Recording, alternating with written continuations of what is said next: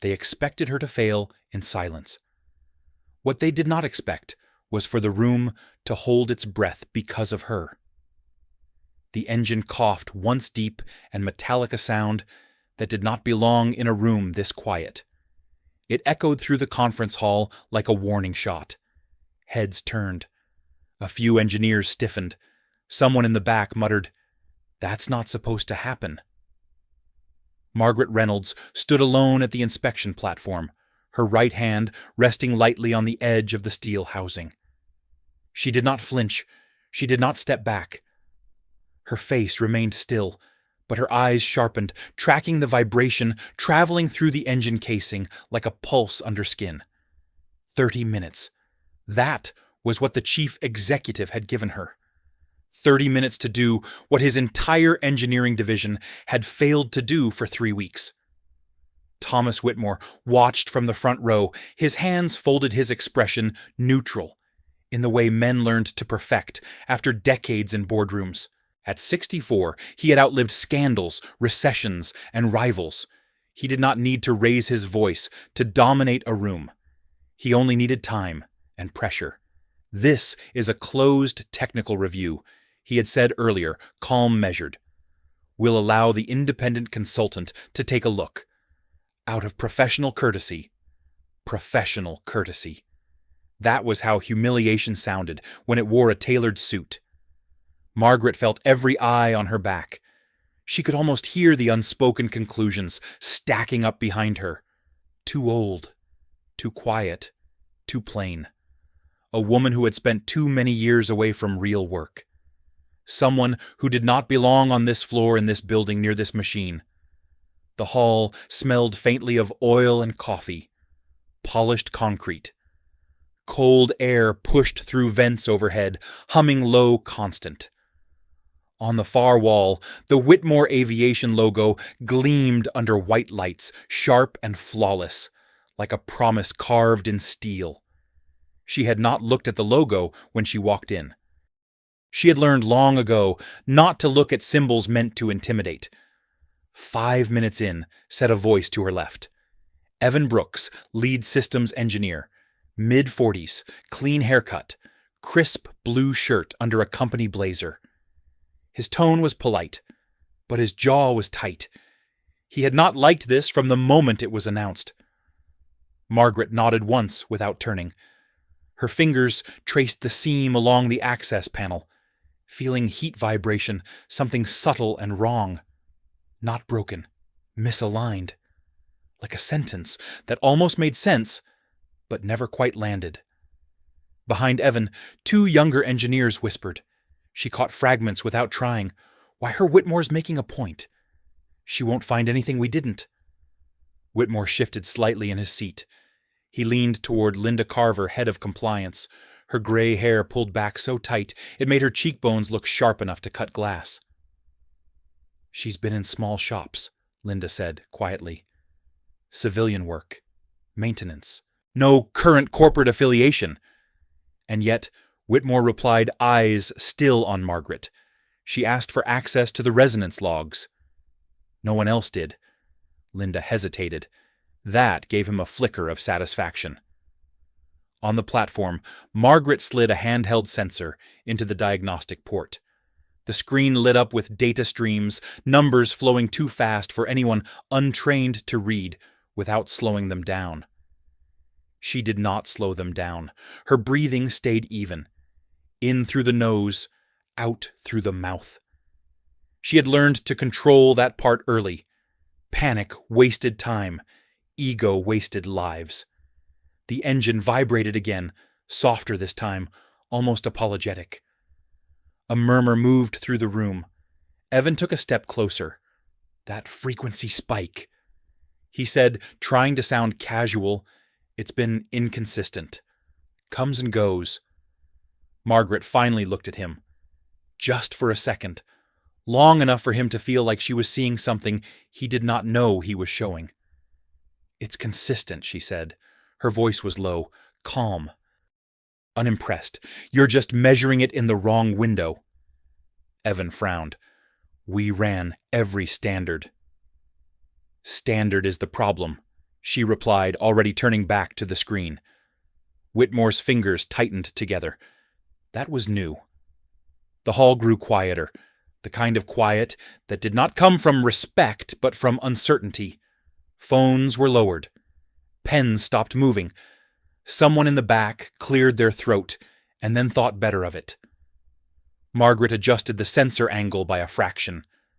The engine's hum shifted. Not louder, not softer. Different. Like a note resolving into the right key. Her mind moved faster than her hands. It always had. She could feel the pattern forming, not as equations, but as memory. Pressure curves, thermal lag. A design philosophy that assumed discipline where shortcuts had been taken. Whitmore leaned forward now. He did not hide it. "Ms. Reynolds," he said, voice smooth, carrying easily through the room. "Anything you'd like to share with the group?" The question was not an invitation. It was a reminder of who owned the stage. Margaret did not answer right away. She reached for a wrench from the tray beside her. Old, heavy, familiar weight. She loosened a fastener, with careful precision, listening to the pitch of the metal as it turned. When she spoke, she did not raise her voice. "You're not chasing a defect," she said. "You're chasing a symptom." A few heads snapped up. Evan's brows drew together. "What does that mean?" "It means," she said, pausing, "you built this engine to behave, and then you taught it to lie."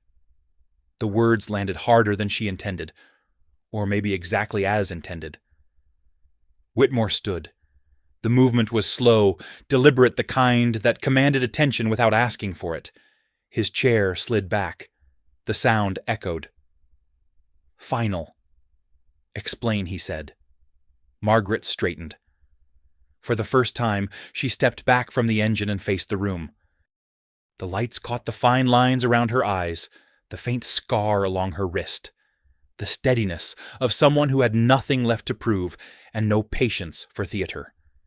"This design assumes stability under long duration load," she continued. "But you modified the pressure modulation algorithm to improve short-term performance. On paper, it looks efficient. In practice, it creates delayed harmonic stress."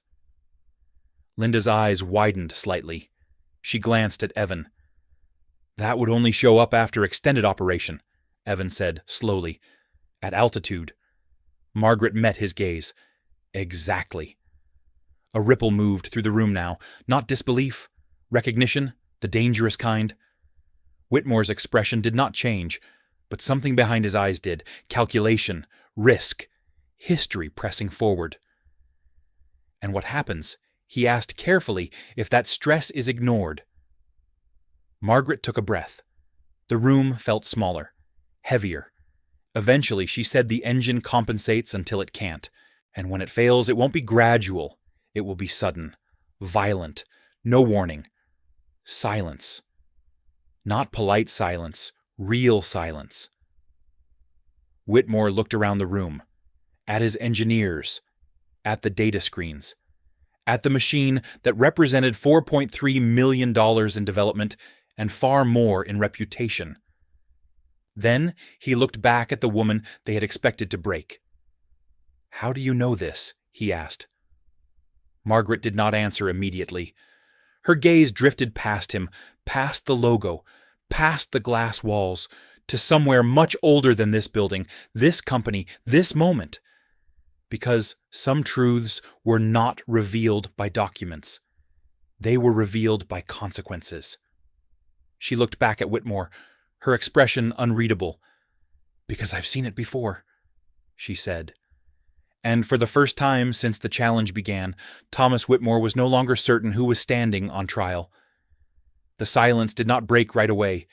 It thickened. Thomas Whitmore remained standing, one hand resting on the back of his chair, the other loose at his side. He had not built his career by reacting too quickly. He watched people first. He measured the room. And right now, the room was shifting in ways he did not like. Seen it where he asked, tone steady, almost curious. Margaret Reynolds did not answer him. Not yet. She turned back to the engine, slid the access panel aside, and exposed a section of internal housing most people never touched unless they were replacing it entirely. The metal was warm. She placed her palm against it, closed her eyes for half a second, then opened them again. "Someone here ran the extended stress simulation," she said. "But you didn't let it finish." Evan Brooks stiffened. "That's not true." She glanced at him. No accusation, no challenge. Just observation. It was stopped at the first convergence point. You took the pass and moved on. Evan opened his mouth, then stopped. He looked toward the projection screen. Data logs flickered, timestamps, termination markers. His shoulders sagged just enough for anyone paying attention to notice. "We were under schedule pressure," Linda Carver said, stepping in quickly. "This engine is tied to 3 pending contracts. Delays have consequences." Margaret nodded. "I know." Whitmore's eyes narrowed. "You're saying my team cut corners." "I'm saying," Margaret replied, her voice calm but firm, "that the system was optimized for approval, not endurance." A murmur spread. Not defensive this time, uneasy. Whitmore walked closer to the platform. His shoes made no sound on the polished floor, but his presence filled the space. He stopped just short of the safety line, close enough to see the fine tremor in Margaret's right hand when she adjusted the sensor again. He noticed it. He filed it away. "And what would you do differently?" he asked, "if this were your engine?" Margaret looked at him then. Really looked. She took him in the way she took in machines. The posture, the tension held behind the eyes, the weight of authority balanced against fear of exposure. "I wouldn't change the hardware," she said. "I'd change the question you're asking it to answer." Whitmore gave a small, humorless smile. "That sounds expensive." "It's cheaper than a funeral," she said. That landed harder than anything before. Linda inhaled sharply. Evan stared at the engine jaw clenched. One of the younger engineers shifted his feet, suddenly aware of the exit doors behind him. Whitmore did not react outwardly, but inside the calculus had changed. He had invited her here to confirm a conclusion he already believed. Instead, she was dismantling assumptions he had built this division on. "You have 10 minutes left," he said, stepping back. "Show us." Margaret did not waste a second. She reached for the calibration interface, bypassed the default display, and pulled up a secondary control layer buried beneath a permissions wall. A few heads snapped up. "That interface isn't available to consultants," Evan said. "It is," she replied, "fingers moving, if you know how to ask the system instead of the company." The screen flickered, then unlocked. Whitmore felt a cold thread slide down his spine. He did not like surprises he had not authorized. Margaret adjusted the modulation curve, not smoothing it, but breaking it into segments. She isolated a range, highlighted it, and overlaid an alternate stress map. The engine's hum deepened, then steadied like a held breath finally released. "Right now," she said, "your engine is fighting itself. You taught it to chase performance at the cost of coherence. Over time, that fight escalates." Evan leaned closer, despite himself. "That pattern," he said, slowly, "it's not in our reference library." "No," Margaret replied. "It wouldn't be." "Why not?" "Because it comes from failure analysis," she said, "not success reports." Whitmore folded his arms. "You keep speaking as if you were there." Margaret's hands paused. The room leaned forward. She straightened, wiped her palms on a rag from the tray, and faced him again. The tremor in her hand was gone now, replaced by something steadier. He noticed that too. "I was," she said, "not here. Somewhere else." Linda's voice was cautious.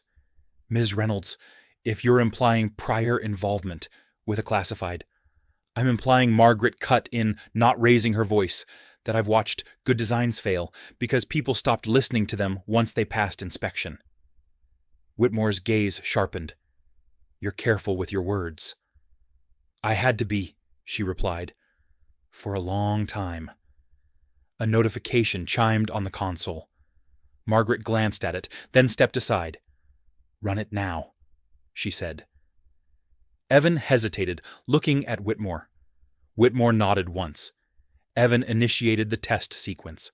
The engine responded differently this time. No cough, no stutter. The sound was lower, more controlled. The diagnostic panel filled with green indicators, but it was the absence of fluctuation that caught the eye. The numbers held. Steady. Honest. A collective exhale moved through the room. Whitmore felt it, and he hated that he did. "How long will it hold?" he asked. Margaret did not hesitate. "As long as it's allowed to be what it is not, what marketing wants it to be." Linda looked down. She had signed off on the projections. Whitmore studied Margaret, the lines on her face. The scars she did not hide, the way she stood, like someone who had already lost everything once and was not afraid to lose it again. "You've made your point," he said, "but you still haven't answered my question. Which one? Where you saw this before?" Margaret looked back at the engine one last time, then at the men and women gathered around it. Her gaze lingered on the younger engineers, the ones who were still deciding who they wanted to become. "On a program that never flew," she said, "because it was shut down the day after it passed its final review." Evan frowned. "Why?" "Because someone realized too late that passing tests doesn't mean surviving reality." Whitmore's jaw tightened. He knew the program. Everyone at his level did. It had ended quietly. No scandal, no headlines, just a line item that disappeared. "You were part of that team," he said. Margaret met his eyes. "I was part of the reason it didn't kill anyone. That did it." Whitmore turned away, walked a few steps, then stopped. He faced the room, not her. "We'll suspend the current rollout," he said. "Effective immediately." Gasps. Protest died before it could form. "We'll convene a closed review," he continued, "with revised parameters." He turned back to Margaret. "And you," he said, "voice low, controlled, will stay." Margaret did not smile. She did not nod. "I didn't come here to stay," she said. Whitmore's eyes hardened. "You came here to speak." "I came here to listen," she replied, "and to stop something that shouldn't happen." He studied her for a long moment. Then quietly, "You know what you've just done?" "Yes," she said. "I do." Around them, the room buzzed with suppressed motion. Phones vibrated. Assistants whispered. A decision had been made, and everyone felt the aftershock. Whitmore leaned in close enough that only she could hear him. "You've put yourself back on a map you walked away from," he said. "Maps have consequences." Margaret held his gaze unflinching. "So do engines," she said. And for the first time that day, Thomas Whitmore realized that the woman he had dared to fix the impossible problem was not reacting to his authority at all. She was responding to something far older, duty, memory, and a line she had decided long ago she would never cross again. Whitmore did not leave the room. That alone unsettled people more than his order to suspend the rollout. The engineers stayed where they were, hovering near consoles and tool carts, pretending to review data they already knew by heart. No one spoke above a whisper. The engine continued its low, disciplined hum, steady as a heartbeat that refused to panic. Margaret Reynolds gathered her tools in silence. She moved with economy, the way people did when they had learned the cost of unnecessary motion. When she finished, she stepped back from the platform and waited, hands loosely clasped in front of her eyes on the floor. Whitmore watched her from across the space. The woman did not look triumphant. She did not look relieved. She looked like someone who had opened a door she had hoped would stay closed. "Clear the room," he said at last. A few heads snapped up. Evan Brooks hesitated, then nodded. "Everyone out." "Give us 10." Chairs scraped. Tablets were gathered. Linda Carver lingered clearly torn, then caught Whitmore's eye and thought better of it. The doors closed behind them, one by one, the final click, echoing louder than it should have. Only 3 people remained. Whitmore, Margaret, and the engine. Whitmore broke the silence first. You knew exactly where to touch it. Yes. You didn't hesitate. No. That tells me this wasn't theory. Margaret lifted her gaze. It never is. Whitmore studied her face, the small lines that came not from age alone, but from long-held restraint. You said you were part of a program that never flew. I was. And you walked away. I stepped aside, she corrected. There's a difference. He exhaled slowly. Why? Margaret did not answer immediately. Her eyes drifted to the far wall to the logo she had ignored earlier. Now she looked at it fully, the clean edges, the implied certainty. Because when you stay, she said, long enough in rooms like this, you learn which voices are invited and which are tolerated. And eventually you're asked to sign your name under decisions that will not carry your consequences. Whitmore's mouth tightened. You're implying moral cowardice. I'm describing structural habit. He let out a short breath, almost a laugh, but there was no humor in it. You realize you're standing in my building. Margaret met his gaze. I do. And yet you're speaking to me as if I'm the one under review. I'm speaking to you as someone who still has a choice, she said. That landed closer to the bone than he expected. Whitmore turned, paced a few steps, then stopped near the glass wall overlooking the runway beyond. Outside, a jet taxied slowly sunlight, flashing off its fuselage. Perfect. Controlled. Distant. You're not in our system, he said without turning around. No active credentials. No clearance. I didn't ask for access, Margaret replied. I asked for time. And you got it, he said, which makes me wonder why. She considered him. Because you already suspected something was wrong. Whitmore's jaw tightened. He hated being read. I suspected the numbers were lying. Numbers don't lie, she said. They just answer the questions they're given. He turned back to her. And you think my questions are wrong? I think they're incomplete. Silence again. Different now, less hostile, more dangerous. Whitmore moved closer, stopping a few feet away. You understand what you've done today. I understand what I stopped. You stopped momentum, he said. Momentum costs money, reputation, trust. I stopped a failure, she replied. Those cost lives. His eyes flicked just briefly to the engine. You're asking me to put faith in you, he said. Margaret shook her head. I'm asking you to put faith in restraint. That was not what he wanted to hear. People don't build companies by slowing down, he said. They also don't bury them by admitting limits, she countered.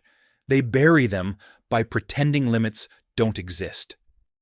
Whitmore studied her in silence. Then, unexpectedly, he asked, Why did you come today? Margaret felt the weight of that question settle into her chest. She had prepared answers for legal challenges, for technical disputes, even for accusations. This was different. Because someone called me? She said. Whitmore's brow furrowed. Who? A junior analyst, Margaret replied. Not from engineering. From risk assessment. Whitmore stiffened. Name. She shook her head. They didn't want credit. They wanted someone who wouldn't dismiss a pattern because it didn't fit the presentation. He turned away sharply. That name would surface later. He would make sure of it. You could have reported this quietly, he said. Sent a memo. Taken a consulting fee. I tried, she replied. It was filed, deferred, reworded, buried. Whitmore closed his eyes for a moment. When he opened them, there was something darker there. Recognition. And when that didn't work, he said, You let me dare you. Yes. A beat. You let me make myself look like a fool." Margaret's voice was steady. "You did that on your own." The words hung between them sharp, but not cruel. Whitmore's lips pressed together. Then, to her surprise, he nodded once. "Fair." He straightened the executive mask, sliding back into place. "Here's what's going to happen. We're convening a secondary review panel. External, quiet." Margaret listened. "You'll advise," he continued. "Off the record, no announcements." She met his eyes. "I won't sign off on half measures." He held her gaze. "Neither will I." That surprised them both. Outside the room, footsteps approached. Evan's voice filtered through the door, muffled. "Sir, the board is calling." Whitmore did not move. "Tell them I'll call back." Evan hesitated. "They're asking why the engine test was stopped." Whitmore glanced at Margaret. "Just for a second. Tell them he said that the engine told us to." When the door closed again, Whitmore exhaled slowly, the sound carrying years of pressure he rarely acknowledged. "You don't know what it costs," he said quietly, "to reverse course at my age." Margaret softened just a fraction. "I know exactly what it costs," she said. "That's why people wait too long." He studied her. "You walked away once." "Yes, and now you've walked back into the fire."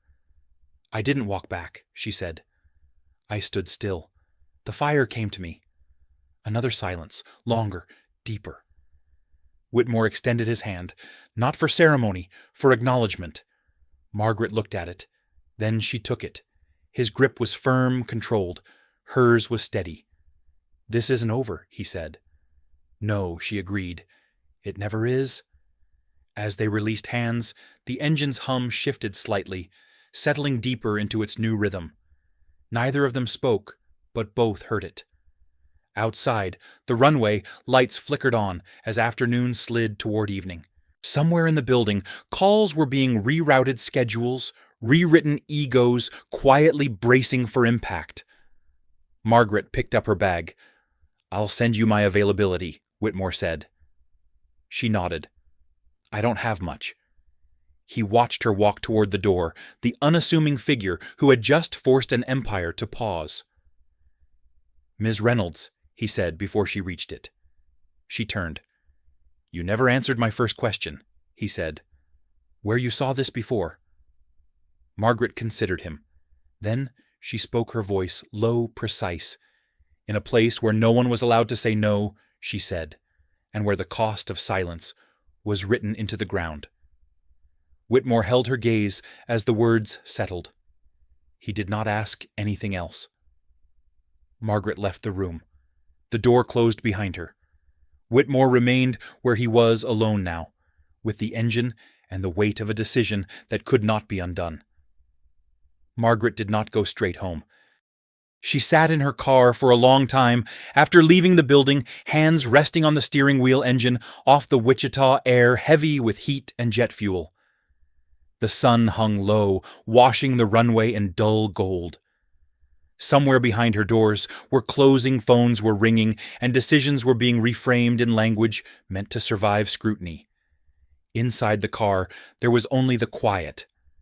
Her right hand ached, not sharply, dully, the kind of pain that came from memory as much as nerve damage. She flexed her fingers once slowly, then let them rest again. She had not planned to stay this long. She had not planned to say as much as she did. And yet the moment Whitmore had said, "Explain something," in her had shifted. Not anger, not pride, responsibility. The old kind, the kind that didn't ask permission. Her phone vibrated. She ignored it. It vibrated again, then stopped. Margaret leaned back, closed her eyes, and the past came without asking. The room then had been smaller, lower ceiling. No windows, fluorescent lights that hummed just enough to keep you from forgetting they were there. A test chamber buried deep inside a desert facility whose name never appeared on maps. She had been 44. The engine prototype on the stand looked nothing like the one in Whitmore's hall, smaller, rougher, wires exposed, safety labels slapped on as an afterthought. It had passed every required benchmark, every simulation, every checklist that mattered to people who would never stand close to it when it failed. Margaret had stood exactly where she stood today, slightly to the left, out of the blast radius, habit already forming. "We're clear," David Coleman had said beside her, confident, impatient. "The numbers are solid." She remembered looking at the readout, at a subtle delay in the feedback loop. Barely there, a rounding issue. Easy to dismiss. "It accumulates," she had said. David had sighed. The same sigh Evan used earlier, different face, same tone. Over how long? Longer than this test. David had smiled. Then it's not this test's problem. She opened her eyes in the car. Her breathing had changed. She forced it steady again. Back then she had pushed harder, filed a formal objection, asked for extended runtime approval. The answer came back clean and final. Denied. Outside scope. She had stood in that room and felt the same pressure she felt today. The unspoken rule. Don't be the person who slows things down. Don't be the reason a timeline slips. Don't be the one who asks questions that make leadership uncomfortable. The engine had failed 2 months later during an unmanned stress trial. No fatalities. No headlines. Just scorched concrete. And a report that disappeared into classified archives. The program was quietly dismantled, reassigned, rebranded. David had moved on, promoted. Margaret had not. She exhaled slowly, opened her eyes, and looked at her phone. 3 missed calls, 1 text, unknown number. She opened it. "You were right. I'm glad you came." No name, no signature. She stared at the screen for a long moment, then locked the phone and set it face down. Margaret drove home as the sky darkened the city lights, blinking on one by one, indifferent to the shift that had occurred inside a corporate boardroom miles away. Her house was quiet when she arrived, a small place, clean, practical, the kind of home built for solitude, not retreat. She set her bag down, kicked off her shoes, and stood in the kitchen listening to the hum of the refrigerator. Her phone rang again. This time, she answered. Yes. Ms. Reynolds' Linda Carver's voice said, controlled, professional, tight around the edges. Thomas asked me to reach out. Margaret waited. He wants you back tomorrow morning, Linda continued. Early, before the review panel. Margaret glanced at the clock. Late already. I told him my availability, she said. Yes, Linda replied. You did. He asked me to ask if that flexibility still applies. Margaret considered this. She looked at the sink. The stack of mail she hadn't opened. The quiet life she had chosen with care. It does, she said. There was a pause on the other end. Then quietly, for what it's worth. I didn't think you were wrong. Margaret closed her eyes briefly. For what it's worth, she replied, thinking doesn't change outcomes. Linda exhaled. No. But it changes how people sleep. The line went dead. Margaret stood there for a long moment after the call ended. Then she turned on the light, poured herself a glass of water, and sat at the small table by the window. Outside, a plane lifted into the night, its engines steady, its lights blinking with mechanical certainty. She watched it disappear into the dark. Her phone buzzed again. A voicemail this time. She did not recognize the number, but she knew the voice before it spoke her name. Maggie. David Coleman still sounded like he always had, smooth, controlled, a voice trained to convince rooms full of people that he belonged there. I heard you were back in Wichita, he said. Funny how things circle around. Her jaw tightened. She did not stop the message. I saw the internal memo. David continued. The one about the engine review. I'm consulting for a firm tied to Whitmore Aviation now. Small world. She closed her eyes. I just wanted to say, he went on, be careful. You always had a way of turning concerns into confrontations. People don't forget that. The message ended. Margaret stared at the phone, then set it down gently, as if it might break if she didn't. So that was it. The circle closing. She did not feel fear. She felt clarity. David had never understood the difference between being heard and being right.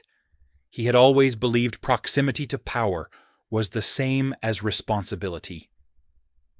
She stood, rinsed the glass, and walked to the small desk in the corner of the living room. She opened a drawer she rarely touched and pulled out a thin folder. No labels, no markings.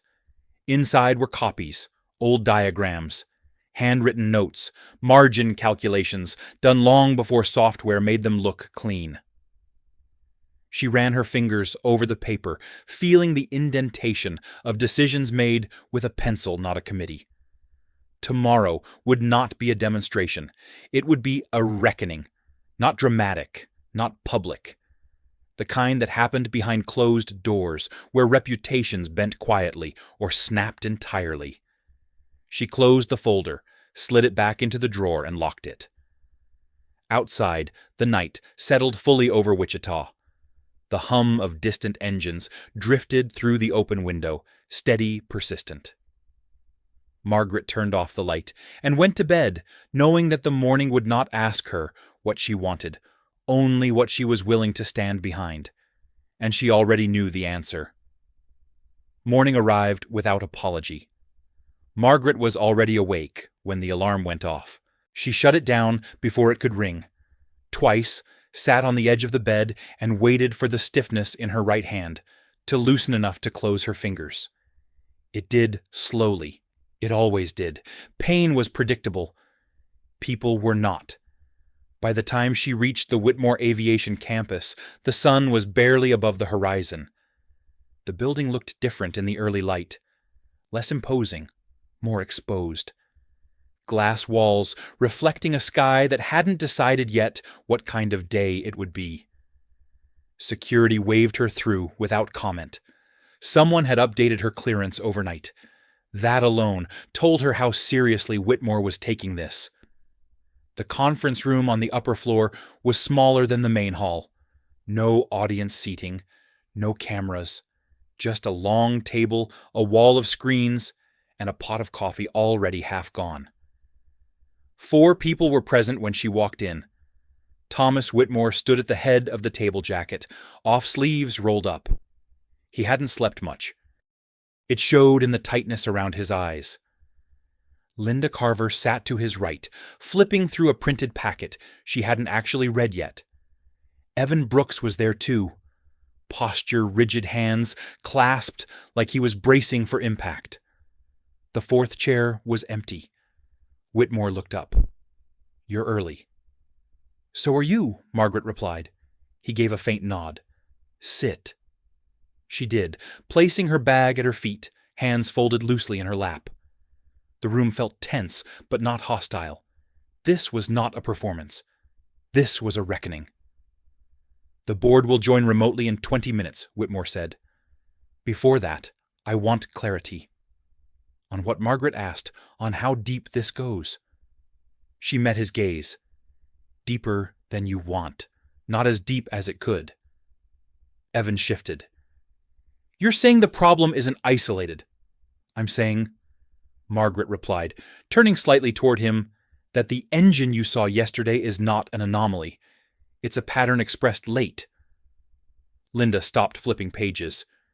We've run comparative analysis across the line. Across the line, you know, Margaret said, not the one you inherited. Whitmore leaned forward.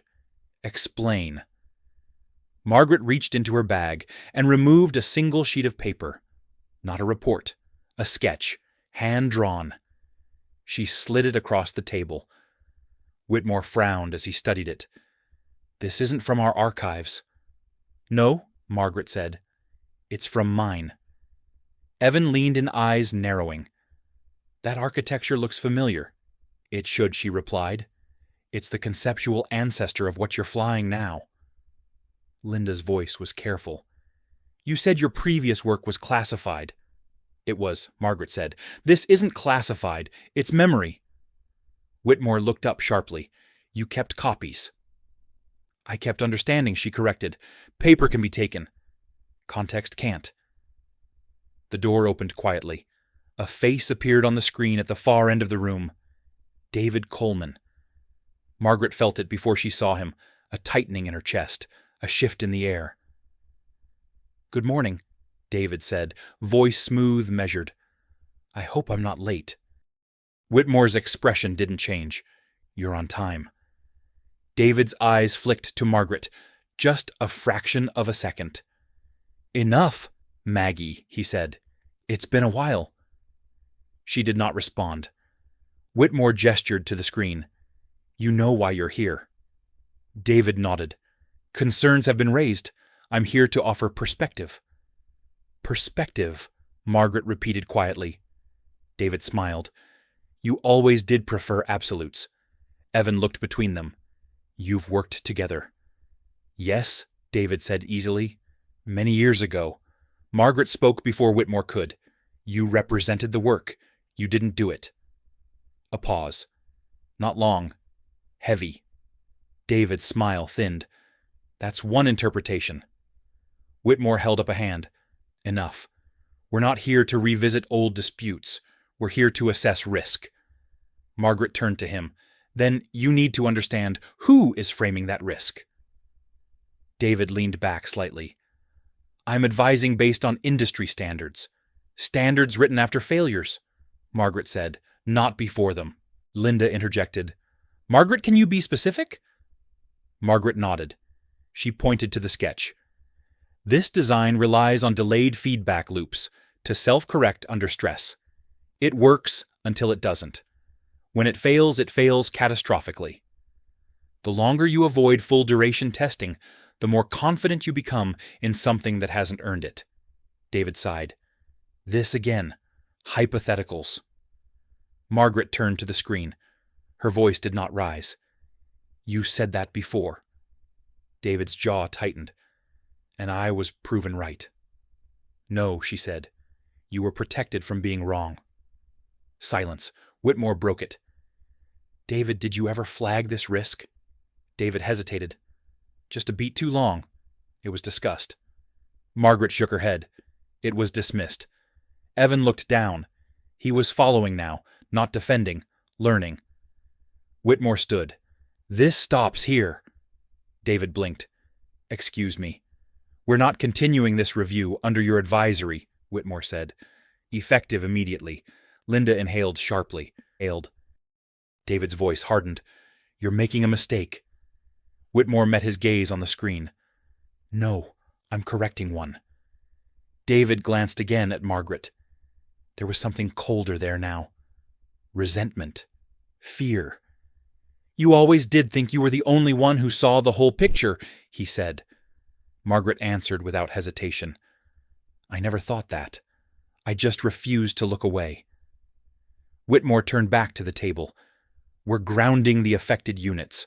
All of them. Quietly. We'll eat the delay. Linda nodded. I'll handle the messaging. Evan exhaled a long breath he hadn't realized he was holding. David's image flickered. You're choosing her word over years of data. Whitmore didn't blink. I'm choosing accountability over convenience. The screen went dark. For a moment no one spoke. Then Whitmore looked at Margaret. You've put me in a position. She met his gaze. You were already in it. He considered that. Then nodded once. Stay on. We'll need you. Margaret stood. For how long? As long as it takes, he said. And then you can walk away. She picked up her bag. I will. Whitmore watched her move toward the door. You know this will surface. Yes, she said. Eventually. And when it does... She paused, turned back. Then the truth will already be old news, and people will still be alive. She left the room. Behind her, Whitmore sat down, slowly feeling the weight of a choice that would follow him long after quarterly reports stopped mattering. And for the first time in years, the company was not moving fast. It was moving right. The first unit was grounded before noon. No announcement, no press release.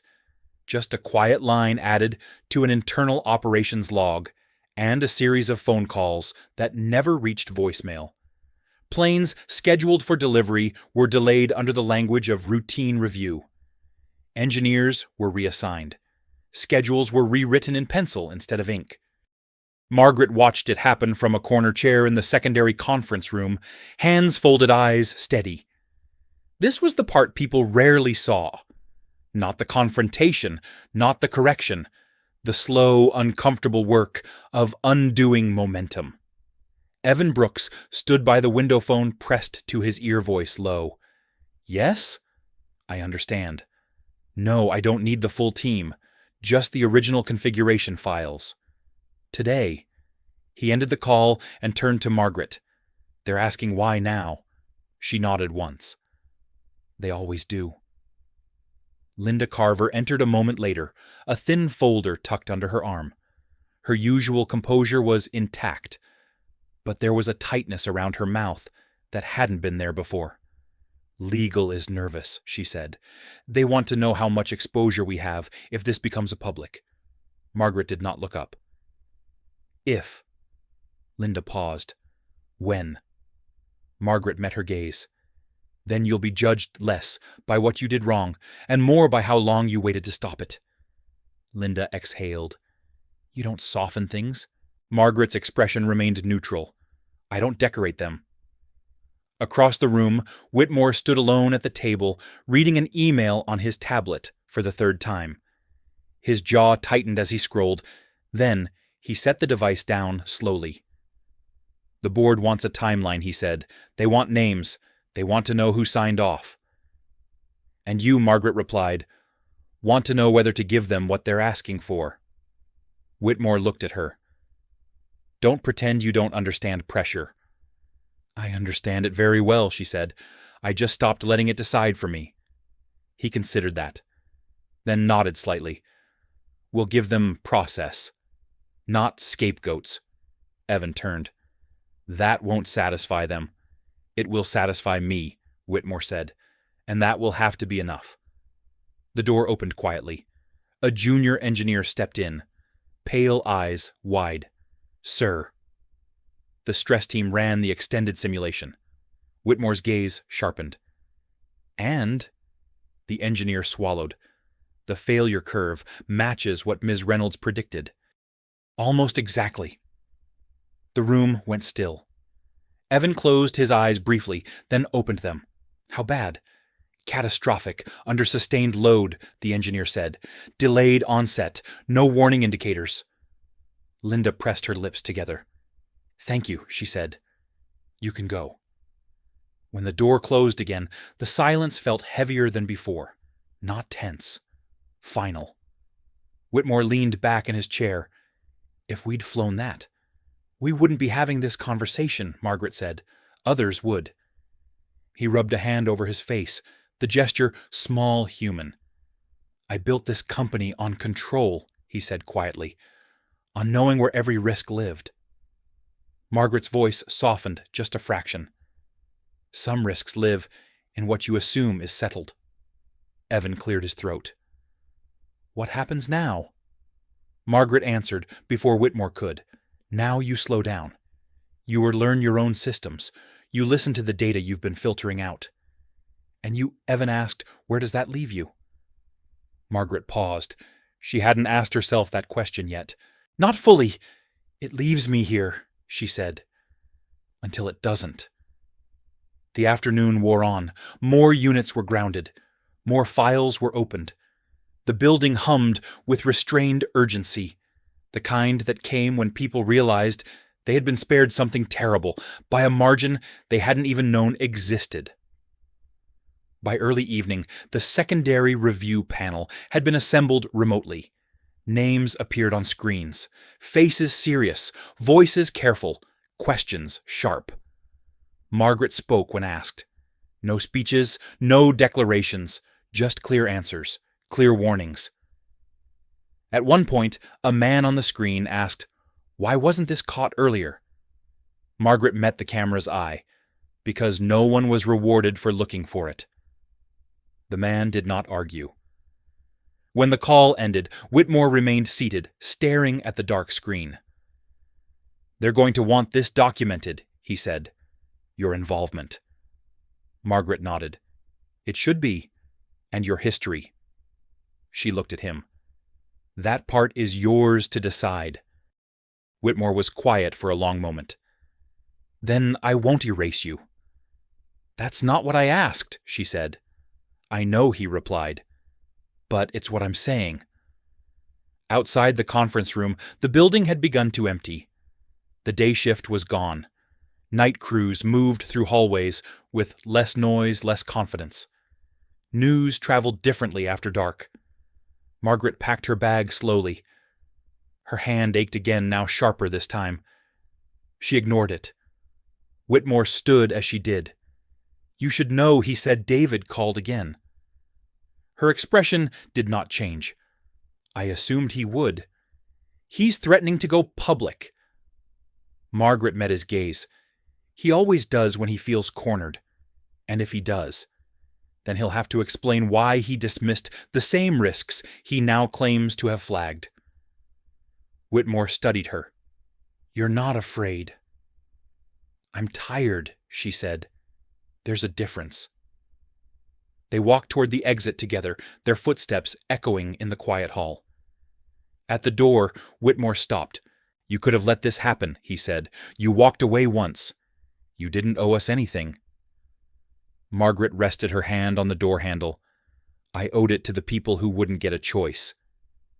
He nodded slowly. "That's not how most people think. That's why engines don't trust most people," she replied.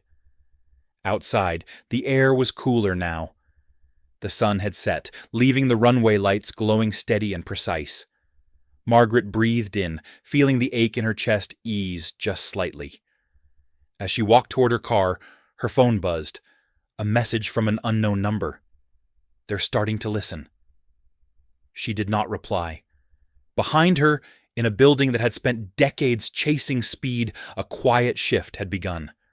Not toward redemption, toward responsibility. And Margaret Reynolds, the woman they had dared to fix the impossible, drove home, knowing that the hardest part was not stopping a failure. It was making sure it never returned, disguised as progress. The call came just after dawn. Margaret was standing at the kitchen sink, staring out at the pale strip of sky above the neighboring rooftops, when her phone lit up on the counter. She did not need to see the name to know what it meant. Phones only rang this early, when something had escaped its container. "Yes," she said, before the second ring finished. Whitmore did not bother with greeting. "It's out." Margaret closed her eyes for a moment. Not in surprise. In acknowledgement? How bad?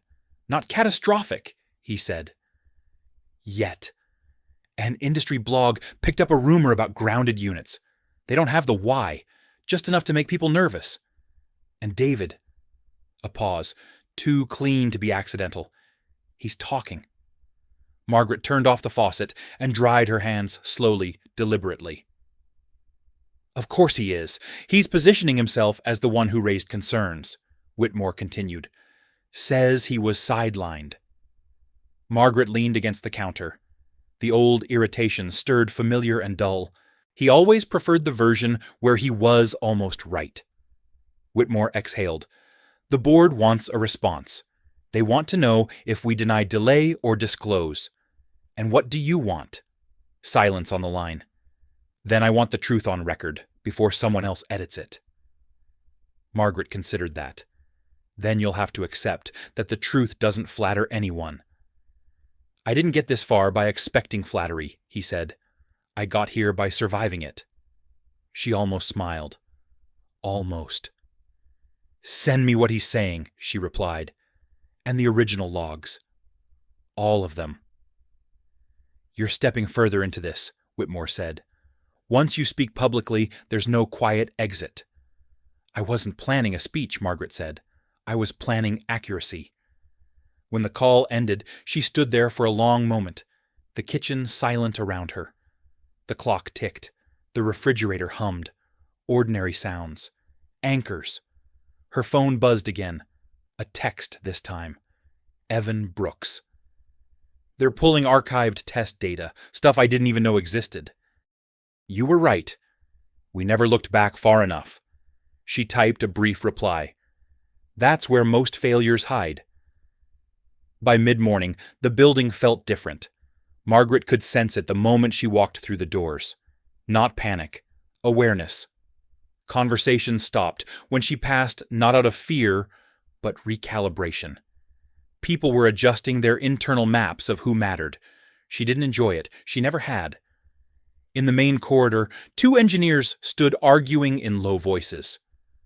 We followed the process. One said, defensive. The process wasn't designed for this, the other shot back. Margaret walked past them without slowing. She had learned long ago that arguments were only useful when both sides were willing to listen. Right now, they were still deciding what kind of people they wanted to be. In the conference room, Linda Carver was already there, papers spread out like a battlefield. She looked up as Margaret entered. Legal wants you briefed, Linda said. They're concerned about exposure. Margaret set her bag down. They should be. Linda studied her. You don't care if this gets ugly. I care very much, Margaret replied. That's why I'm still here. Before Linda could respond, the screen on the far wall lit up. David Coleman's face appeared framed by soft lighting, the background carefully neutral. He had chosen this setup. It made him look reasonable. Good morning, he said. I assume we're all aware of the situation. Whitmore entered from the side, his expression unreadable. We are. David smiled slightly. Then let's be efficient. Margaret did not look at him. She focused instead on the documents Linda slid toward her. Timelines, sign-offs, revisions. The paper trail David believed protected him. David continued. I've already spoken to 2 outlets. Nothing formal. Just context. Whitmore's voice was flat. You went public without authorization. I offered transparency, David said. People respect that. Margaret finally looked up. People respect honesty, she said. Transparency without accountability is just performance. David's smile flickered. Still dramatic, Maggie. She ignored the jab. You claimed you raised concerns. Show me where. David gestured vaguely. They're documented. Margaret slid a folder across the table. I read them. You flagged market risk, not structural failure. David's jaw tightened. It wasn't my role to, it was your role to speak. When the data stopped behaving, she cut in. Her voice was not loud. It didn't need to be. You chose timing over truth. Whitmore watched the exchange closely. This was not about winning. This was about revealing. David leaned forward. You always had a way of turning hindsight into prophecy. Margaret met his eyes. I warned you in writing. Twice. You replied with a calendar. The room went quiet. Linda looked between them, then at Whitmore. We have those emails. David froze. Just for a second. Long enough. Whitmore stood. This call is over, he said. We'll issue a statement within the hour, correcting the record. David's voice sharpened. You'll regret siding with her. Whitmore did not blink. I regret waiting as long as I did. The screen went dark. Margaret exhaled slowly, the tension leaving her shoulders in small increments. Not relief. Release. Linda gathered the papers. He's not done. No, Margaret agreed, but he's predictable. Whitmore turned to her. Are you prepared for what comes next? Margaret nodded. I lived through worse with less support. Outside the conference room, the first reporter was already waiting, young, eager, notebook in hand. Ms. Reynolds, she called out. Is it true you warned the company months ago? Margaret stopped. She did not look at the camera. She looked at the woman holding it, at the hunger for a headline, at the chance to turn a complex truth into a simple villain. I warned the data, Margaret said evenly. It spoke. I listened. Are people in danger? The reporter pressed. Not anymore, Margaret replied. That's the only part that matters. By late afternoon, the statement was out. Careful, direct. No names dragged through the mud. No denials wrapped in language. The units were grounded. The review ongoing. Safety prioritized. The market reacted as markets always did. Sharp, emotional, temporary. Margaret watched the numbers scroll on a screen she barely noticed. This had never been about stock prices. As evening fell, she found herself back in the secondary conference room alone now. The engine data glowed softly on the screen stable corrected. She sat down and let herself breathe. Her phone buzzed one last time. A message from an unknown number. You didn't have to protect me. Thank you. She stared at it for a long moment, then typed back. I didn't. I protected the work. She stood, gathered her bag, and turned off the lights. Outside, the sky was streaked with color, the day finally releasing its grip. Margaret walked to her car, feeling the familiar ache in her hand, the familiar weight in her chest. The difference now was simple. She was no longer carrying it alone. The hearing room smelled like old wood and new caution. Margaret noticed it the moment she stepped inside. Not fear, not hostility, something more restrained. An awareness that whatever happened next would not be undone by apologies or rewritten memos. The room was not a courtroom, though it borrowed the posture of one. Long table, microphones fixed at careful angles, flags in the corner, not for ceremony, but for gravity. People sat straighter here, spoke slower, chose words like tools instead of weapons. Thomas Whitmore took his seat without looking at her. He had aged in the last 48 hours. Not visibly, not in a way cameras would catch.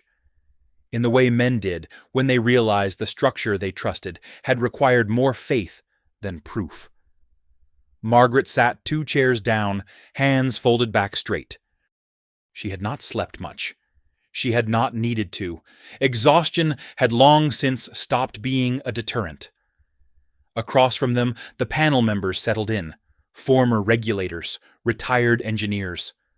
One woman with silver hair pulled into a low knot, who had signed off on more airworthiness reviews than anyone else in the room. These were not people impressed by noise. Ms. Reynolds, the chair began voice measured. You were not on our schedule. Margaret met his gaze. Neither was the failure.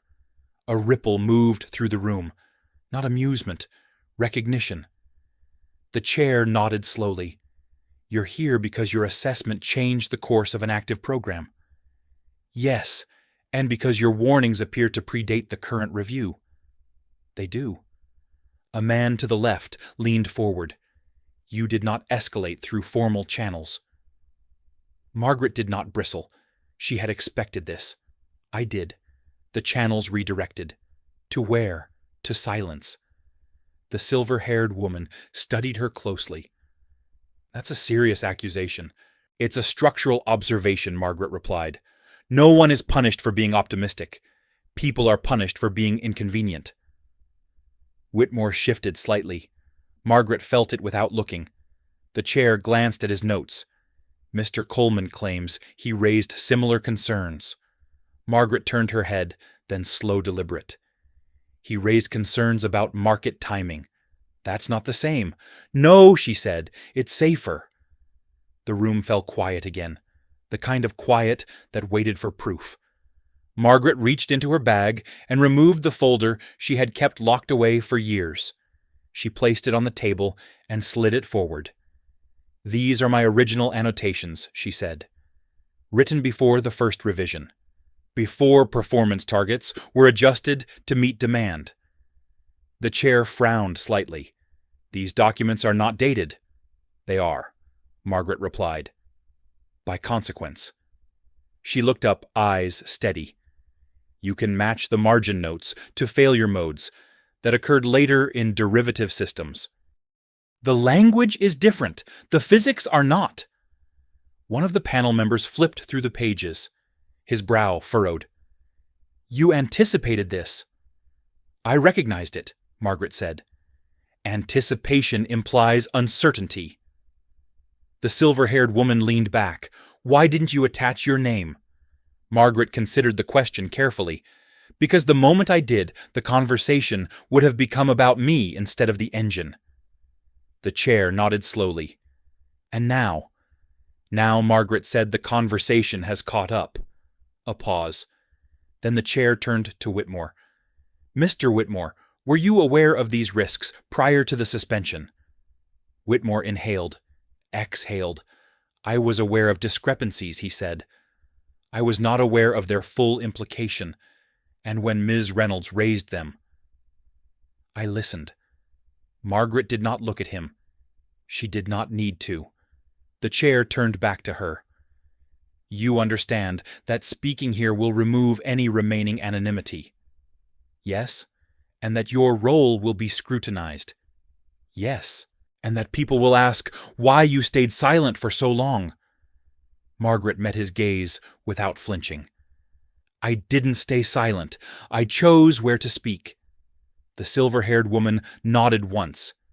Just once. It was enough.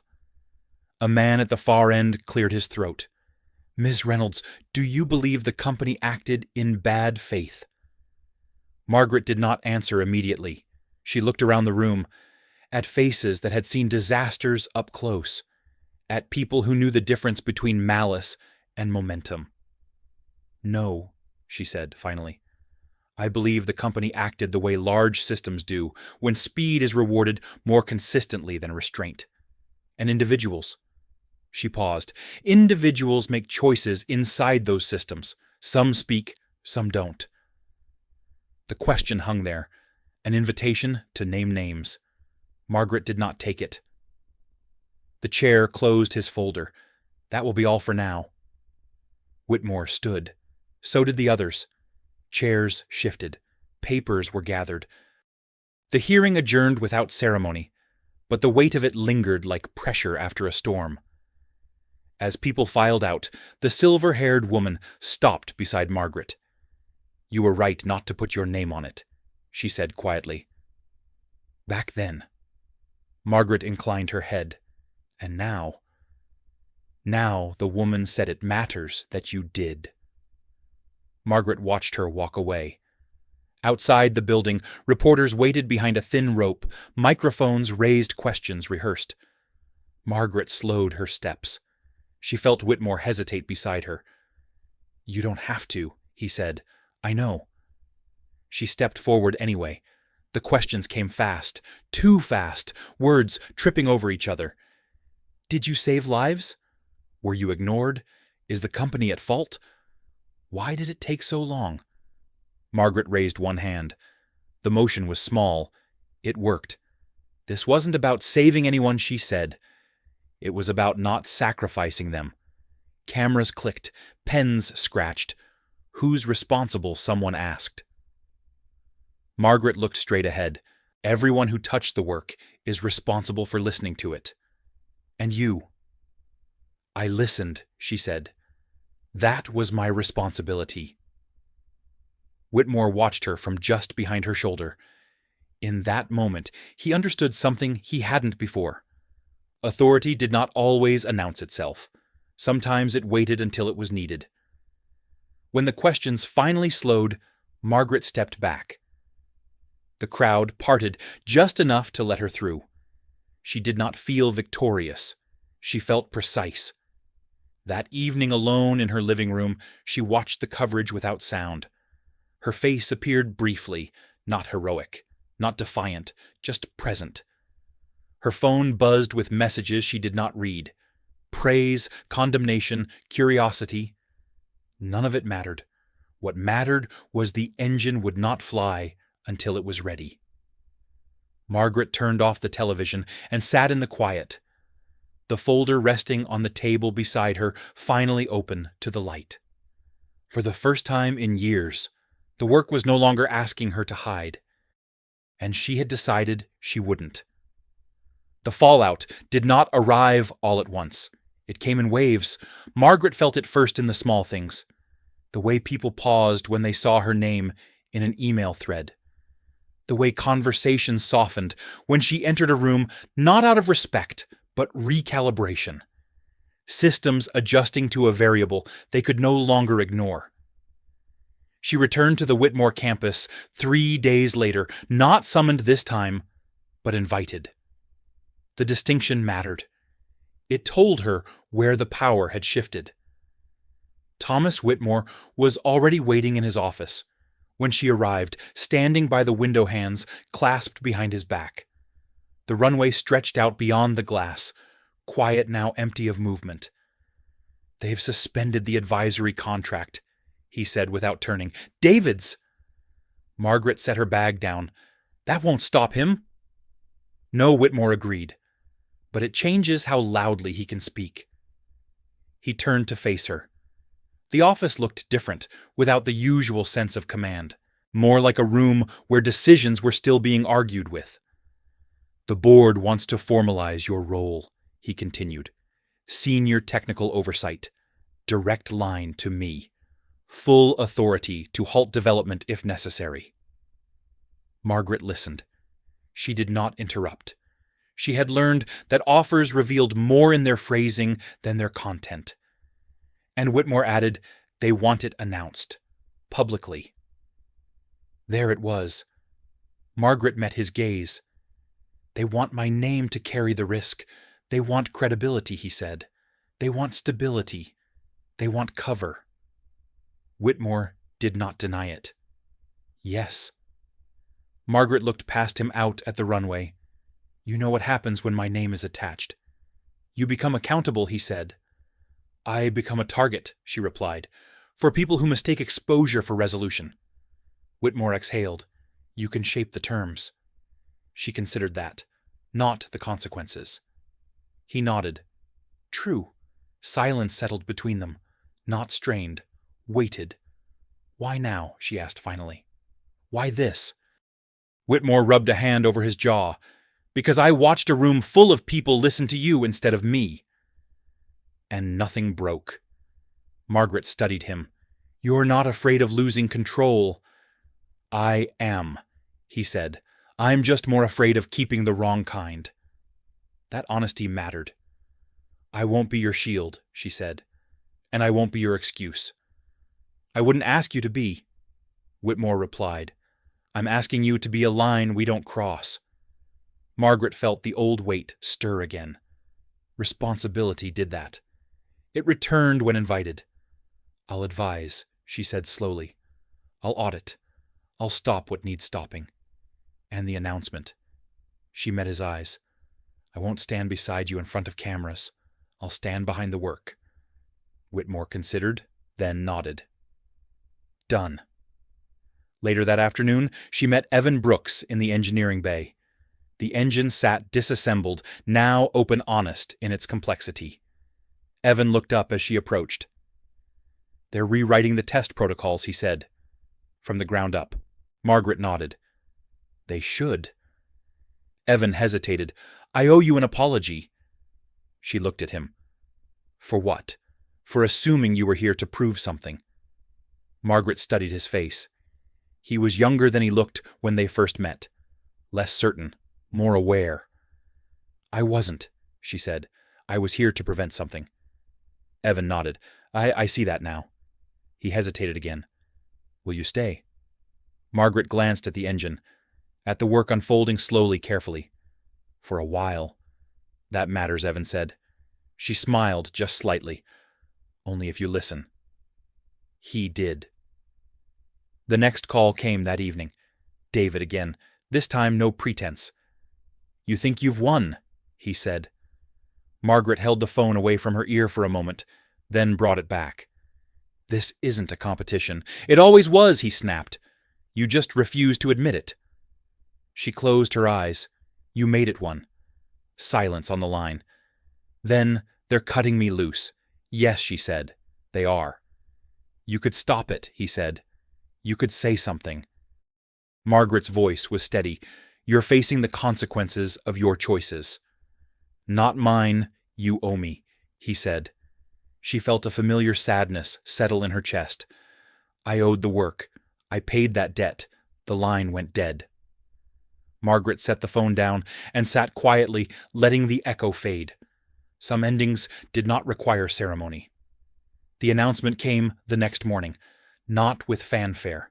A brief statement, a commitment to revised testing standards, an acknowledgement of oversight, her name mentioned once, no title attached. That was enough. Public reaction followed predictable patterns. Praise, skepticism, accusation.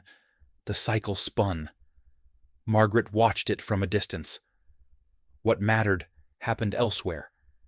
In test chambers where simulations ran longer than schedules preferred.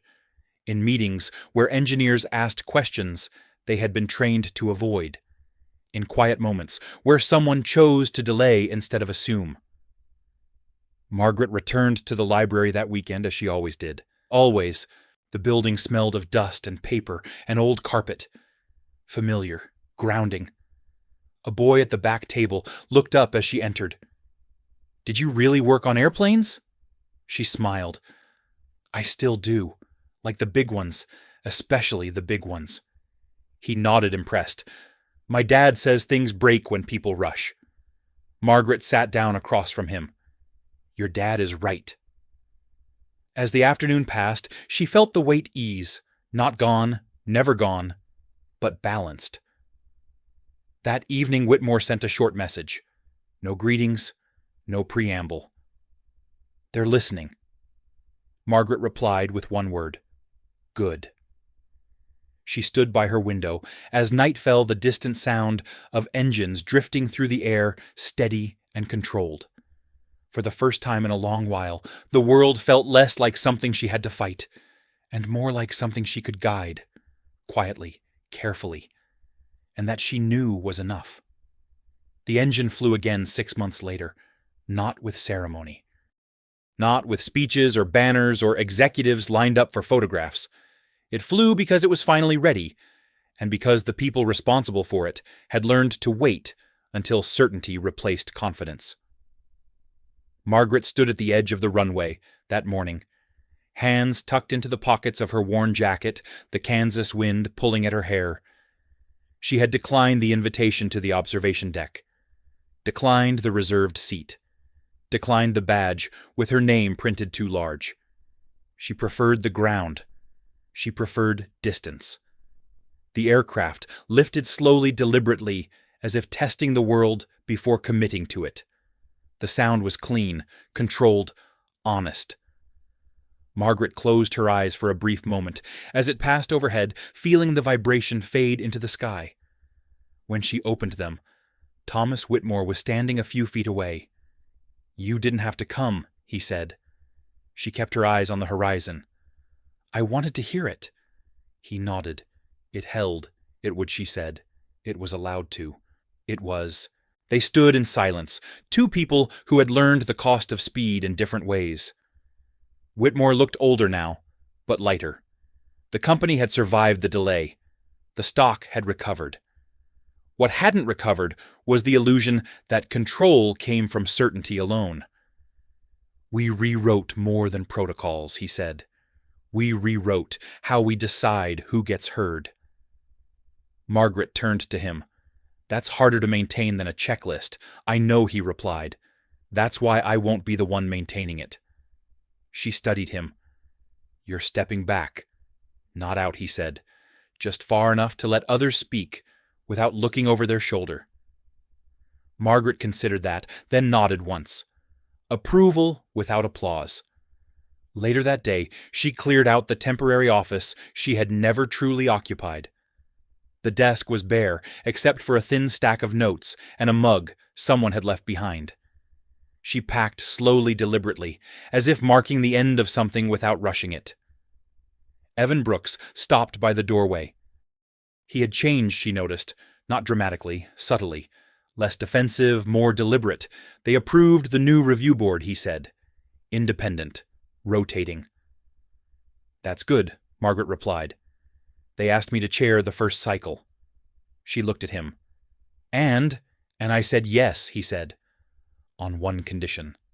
She waited. That if something feels wrong, we stop, even if it costs us. Margaret smiled, fully this time. Then you're ready. He hesitated. You taught us something. She shook her head. You remembered it. When she left the building for the last time, there was no escort, no pause at the door, just the quiet certainty of someone who had finished what she came to do.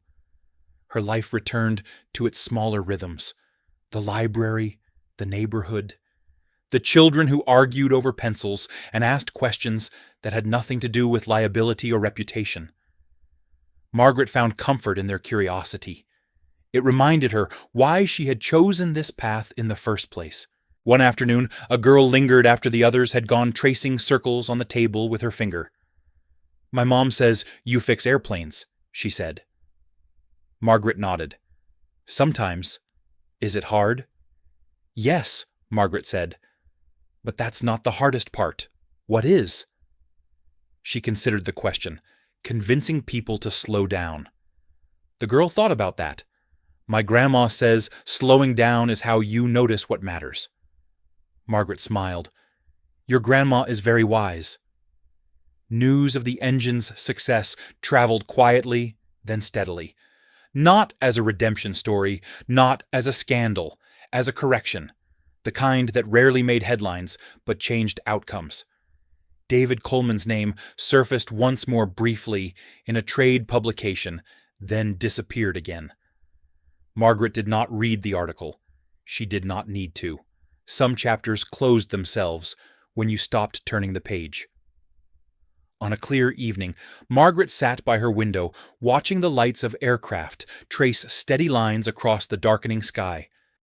Each one represented thousands of decisions, layered on top of one another, most unseen, most uncelebrated. Her phone buzzed with a message from Whitmore, simple, direct. We're still listening, she replied just as simply. Good. Keep doing that.